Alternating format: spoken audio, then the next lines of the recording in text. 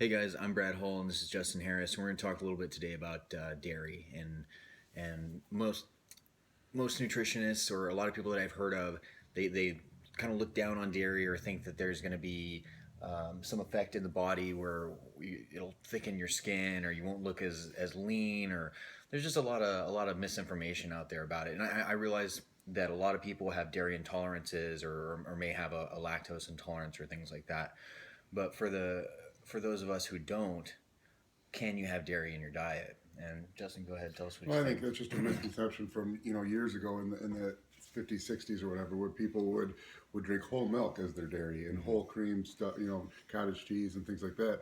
And so whole milk has 9 grams of fat per cup. Was it something like 13 grams of sugar, Yeah, and it's lactose, lactose. which is a mix of galactose and glucose, and galactose isn't a very good sugar. There's protein in it also, but it's really calorie dense, and it's a mix of sugar and fat. And so, certainly, when people cut that out, you're cutting huge chunks of calories out of your diet, and they're probably replacing it with something like fish or lean.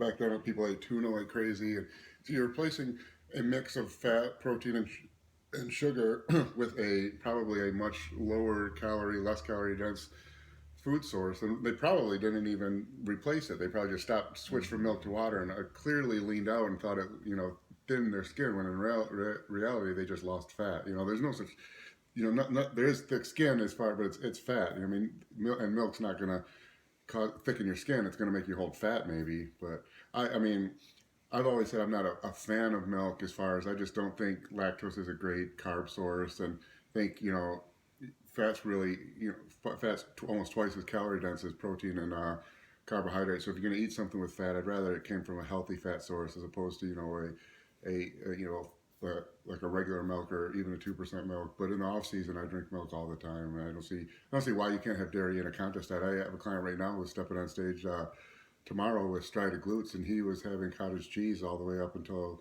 the final week, pretty much. So. Yeah. Yeah, I agree. And now with the advent of like newer food technology or whatever, they have the lower carb milk or whatever Hmm. else. Like I think I mentioned in a previous video, I use a brand called Fairlife milk, and they have their skim milk.